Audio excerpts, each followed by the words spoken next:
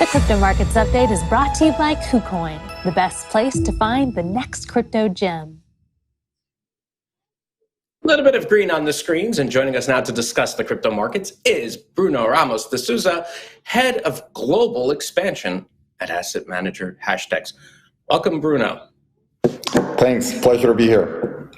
Happy to have you. Head of Global Expansion. Sounds like you're taking over the world with an army. I just want you to know I'm a little concerned, and I'll try to evade in case you try to invade my territories and stuff.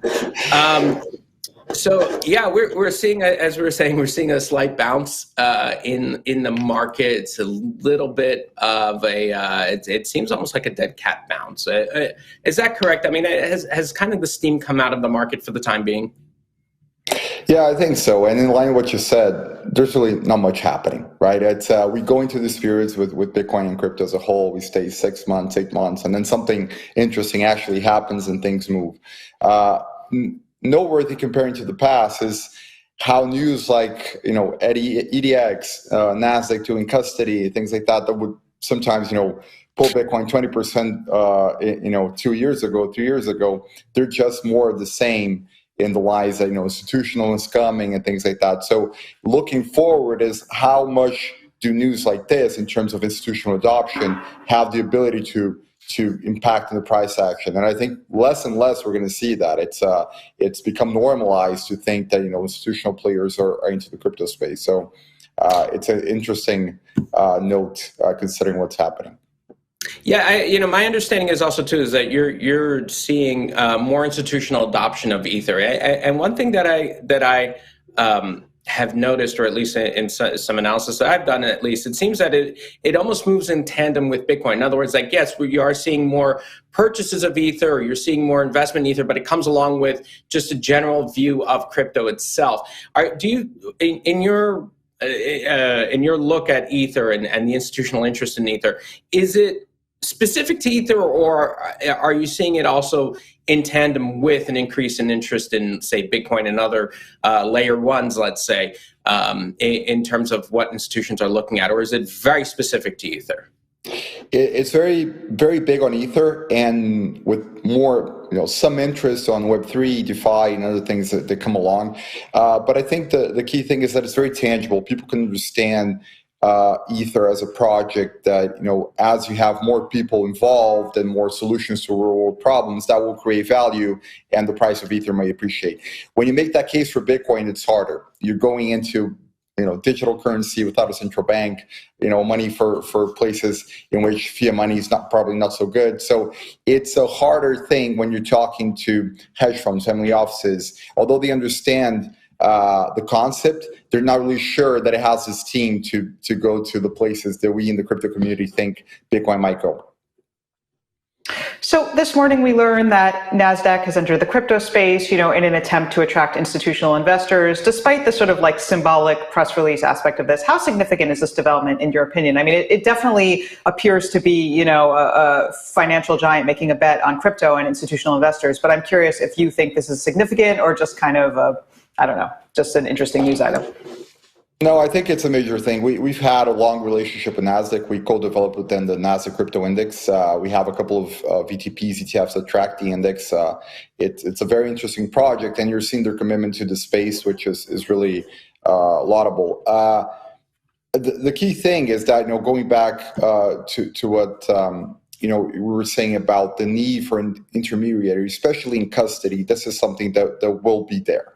It will be there for big money. It will be there for institutional investors and even to retail. Retail in the end, what was doing by leaving assets in the exchange is taking the risk of that intermediary. So having a big balance sheet, I think more than a brand, but having a big balance sheet behind custody and offering that opens up several gates. I think the discussion around not being safe to store assets or store private keys, this more and more is something from the past, especially when you have great solutions that likely NASDAQ is bringing.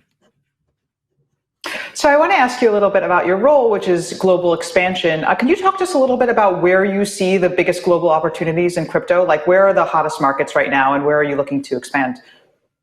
Yeah, we're very big on Brazil. We're by far the largest crypto asset manager in Latin America. Latin America is always a key thing when you look at tech and VCs.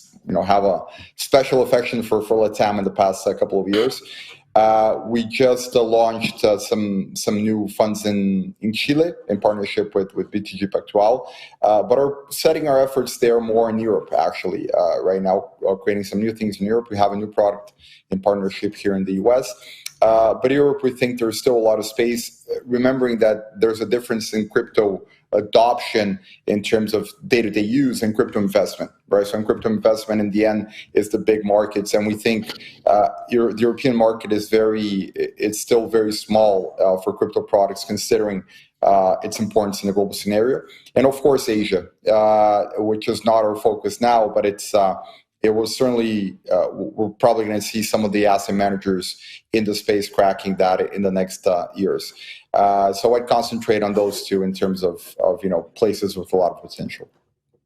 So is the U.S. losing ground in crypto? That's sort of an argument that people have been making for a long time. But you've just mentioned a lot of countries, and the U.S. wasn't one of them. And one of the concerns here in the U.S., I think Brian Armstrong just tweeted about this, is that because of regulatory pressures, because of a lot of other issues, crypto is basically going to move overseas. Would you agree with that assessment, that the U.S. is going to be diminishing in importance in the crypto world? Yes, it's happening. It's happening by the day. You see, when you see entrepreneurs in the space that have been here for several years, waiting for regulatory clarity, not only on the asset management side, if you look at, custody, you look at, broker dealers and so many different players, securitization and tokenization projects, they're struggling. And some of them raised money several years ago. They still don't have a great product they can throw the market because of the lack of clarity. So hopefully the bills in Congress, will come through. We hope first semester next year, and that will start, helping get the U.S. back on track. We need the U.S. back on track as really a leader in crypto. And right now we feel it's sagging behind. Yeah, getting back for a second here on that whole discussion we had about NASDAQ and its interest in crypto. One of the things that's interesting about it is it still seems to be based on trading crypto itself. And here you have an exchange, and one of the interesting things, at least about blockchain technologies, is its ability to clear, let's say, transactions at a relatively quicker time than you would doing it the old way. When will we see exchanges actually adopt the technology for their use outside of outside of clearing crypto trades itself? It seems like we're all celebrating NASDAQ getting into this, and yet it's almost like they're going to not adopt the technology really. Do you think that traditional finance is still many years away from doing that? I usually think in terms of the next 10 years, I see two stages. One is, the first question is, will the traditional exchanges buy the crypto exchanges, or will the crypto exchanges buy the traditional stock exchanges? I'm pretty sure these two will merge, right? There's a big technological gap.